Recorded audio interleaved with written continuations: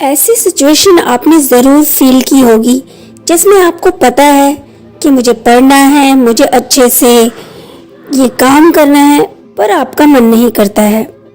पर इसके बावजूद आपको आलस आता है और बस आराम करने का ही मन करता है। आपके पास एम भी है, गोल भी है कि मुझे कुछ बड़ा करना है, मुझे किसी को इम्प्रेस करना है, या मुझे कोई एग्ज़ाम क्रैक करना है, मुझे करोड़ों का बिजनेस खड़ा करना है। आपके पास आइडियाज़ बहुत हैं, पर मोटिवेशन की कमी है। आप करना बहुत कुछ चाहते हैं, पर एनर्जी की कमी है। आपका ब्रेन आपकी लाइफ का ब्लूप्रिंट है। हेल्थ हो, इनकम हो, करियर हो, अगर आप इनमें बदलाव लाना चाहते हैं तो आपको अपने ब्रेन में बदलाव लाने पड़ेंगे। इसे साइंस ऑफ न्यूरोप्लास्टिसिटी भी कहते हैं। इससे फर्क नहीं पड़ता कि आपका गोल क्या है, आपके ब्रेन के न्यूरॉन्स में वो कैपेसिटी है कि वो आपके सपनों को, गोल को रियलिटी में चेंज करने के लिए किसी भी एक्सटेंट तक चेंज कर सकती है। Your brain can adjust according to your demand and can make you successful. आज की मेरी कहानी एक ऐसे व्यक्ति की है जिसका पूरा शरीर काम नहीं करता था, पर सिर्फ अपने दिमाग की मदद से ही ना उन्होंने एक लंबी जिंदगी जी, बल्कि पूरी दुनिया में अपना नाम अमर कर दिया। स्टीफन हॉकिंग एक ऐसे व्यक्ति थे जिनके दिमाग को छोड़कर उनके शरीर का कोई भाग काम नहीं करता था। सिर्फ अपने दिमाग की शक्तियों का ही इस्तेमाल करके स्टीफन हॉकिंग एक महान, अद्वितीय और सफल वैज्ञानिक बने। स्टीफन हॉकिंग पैदा हुए और बड़े हुए एक बहुत वेल एजुकेटेड फैमिली में। उनके माता पिता के पास कॉलेज की डिग्रीज थीं, तो उनके लिए एजुकेशन मोस्ट इम्पॉर्टेंट थी। पर स्टीफन कभी ब्रिलियंट स्टूडेंट नहीं रहे। 8 साल की उम्र तक तो वो प्रॉपरली पढ़ भी नहीं पाते थे। वो एक एवरेज स्टूडेंट थे, पर फिर भी उनके टीचर्स ने उनके अंदर के हिडन टैलेंट को पहचाना। उन्हें स्कूल में इंटरेस्ट नहीं आता था। उन्हें बाहर की दुनिया बहुत फैसिनेटेड और मनमोहक लगती थी और वे अपना टाइम ज़्यादातर बाहर ही बिताते थे, नए आविष्कार को करने में लगे रहते थे। स्कूल में उनका एक निक नाम भी था, आइंस्टाइन। जब वो 17 साल के हुए तो वो ऑक्सफोर्ड यूनिवर्सिटी गए पढ़ने के लिए फिजिक्स और केमिस्ट्री। वहाँ पर भी वो बहुत ज़्यादा आलसी थे। ग्रेजुएशन के बाद ऑक्सफोर्ड से वे कॉस्मोलॉजी पढ़ने के लिए कैम्ब्रिज चले गए। पर जल्दी ही स्टीफन को अपनी बॉडी में कुछ स्ट्रेंज सा महसूस होने लगा। उन्हें बोलने में अस्पष्टता होती थी, उनका शरीर ढीला हो जाता था और वह कभी कभी तो लड़खड़ा के गिर भी जाते थे। शुरू में उन्होंने इस बात पे ध्यान नहीं दिया, पर जल्दी ही उनकी कंडीशंस ज़्यादा बिगड़ने लगी। इसी बीच वो अपनी फ्यूचर वाइफ जेन से भी मिले और जब उन्होंने बहुत सारे टेस्ट कराए तो उन्हें पता चला कि उन्हें एक अम्योट्रोफिक लेटरल स्क्लेरोसिस की बीमारी की अर्ली स्टेज में है। उनके ब्रेन का वो हिस्सा जो मसल कंट्रोल के लिए रिस्पॉन्सिबल होता है, धीरे धीरे काम करना बंद कर रहा था। ये बीमारी लोगों को धीरे धीरे पैरालाइज कर देती है और वक्त बीतने के साथ उन्हें चलने, बोलने, निगलने और यहाँ तक कि सांस लेने में भी किसी की मदद की ज़रूरत होती है। डॉक्टरों ने स्टीफन को कह दिया था कि अब उनके पास सिर्फ 2 साल हैं जिंदा रहने के लिए।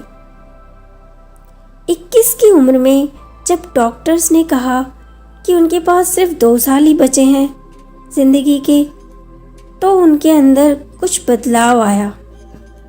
मौत का सामना करते हुए वे कुछ अलग करने को प्रेरित हुए और बिना आलस किए, बिना टाइम गवाए अपनी बची हुई जिंदगी को काम के लिए सौंप दिया। ज़्यादा आशावादी हो गए। जेन से शादी की और जल्द ही उनके 3 बच्चे भी हुए। जब आपके पास कम वक्त बचा हो तो आपको ज़िंदगी जीने लायक लगने लगती है और आपका मन बहुत कुछ करने को करता है अपने डिसेबिलिटीज़ पर गुस्सा करने में टाइम वेस्ट नहीं किया उन्होंने। अगर आप सिर्फ गुस्सा करेंगे और कंप्लेन करेंगे तो लोगों के पास आपके लिए वक्त ही नहीं होगा। उन्होंने विज्ञान के क्षेत्र में अविश्वसनीय और आश्चर्यजनक काम किए। स्टीफन हॉकिंग ब्रिलियंट साइंटिस्ट बन गए। उन्होंने बताया कि यूनिवर्स कैसे बना। उन्होंने ब्रह्मांड को समझा कि वह कैसे काम करता है और सारी जिंदगी ब्लैक होल के रिसर्च में लगा दी। ब्लैक होल के बारे में उन्होंने हमारे साइंस को लेकर सोचने के तरीके को ही बदल दिया। उनका मानना था कि अगर हम ब्रह्मांड की विशाल घटनाओं को अगर ठीक से समझ पाए तो हम भगवान यानी ब्रह्मांड के दिमाग को भी समझ पाएंगे। A brief history of time उनकी सबसे ज्यादा फेमस बुक थी। वो 10 मिलियन कॉपीज से भी ज्यादा बिकी। स्टीफन हॉकिंग के पीएचडी थीसिस को सार्वजनिक करने के कुछ ही दिनों में इसे दुनिया भर के 20 लाख से भी ज्यादा लोगों ने देखा था। 1966 में किया गया यह शोध इतना लोकप्रिय हुआ कि इसे जारी करते ही कैम्ब्रिज यूनिवर्सिटी की वेबसाइट ठप हो गई थी। हॉकिंग एक टाइम मशीन बनाना चाहते थे। उन्होंने एक बार कहा था कि अगर उनके पास टाइम मशीन होती तो वो हॉलीवुड की सबसे खूबसूरत एक्ट्रेस मानी जाने वाली मर्लिन मोनरो से भी मिलने ज़रूर जाते। सबसे ज़्यादा इंस्पायर करने वाले लोगों में से एक हैं स्टीफन हॉकिंग। वे दृढ़ संकल्पी व्यक्ति थे। वे बहुत जीना चाहते थे। अपनी बीमारी को उन्होंने अपने रास्ते में कभी नहीं आने दिया। उन्होंने परवाह नहीं की कि कितनी मुश्किलें हैं ज़िंदगी में और कोई काम कितना असंभव है। हार मानना कोई विकल्प नहीं है।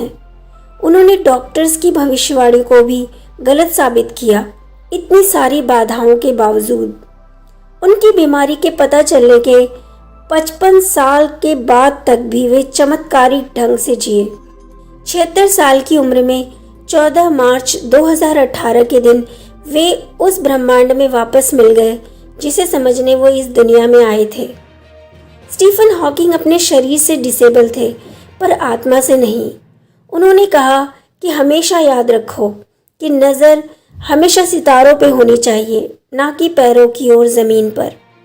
काम करना कभी ना छोड़ें क्योंकि काम करना आपको अर्थ और उद्देश्य दोनों देता है। जिंदगी खाली है काम के बगैर, किसी लक्ष्य के बगैर। कितनी मुश्किलें क्यों ना आए, हार ना माने, कोशिशें करें और सफल बने। लाइफ में आने वाली हर बाधा को दूर करें क्योंकि जहाँ आशा है वहीं जीवन है। Success is not permanent, failure is not final, so always do not stop your efforts until your victory makes history। जो है उसी से शुरू करें, जहां है वहीं से शुरू करें। परफेक्ट मौके के इंतजार ने करोड़ों सपनों को खत्म कर दिया है क्योंकि अच्छा दिन खुशियां लाता है और बुरा दिन अनुभव, और एक सफल जिंदगी के लिए ये दोनों ज़रूरी होते हैं। जब भाग्य साथ नहीं दे रहा हो तो समझ लेना चाहिए कि मेहनत साथ देगी। सक्सेस की सबसे खास बात यह है कि वो मेहनत करने वालों पर फिदा हो जाती है। उम्मीद है मेरा ये वीडियो आपको पसंद आया होगा और नया कुछ सीखने को मिला होगा। मेरी वीडियोस को लाइक करें, शेयर करें और मेरी और वीडियोस को देखने के लिए मेरे चैनल को सब्सक्राइब करना ना भूलें। धन्यवाद दोस्तों।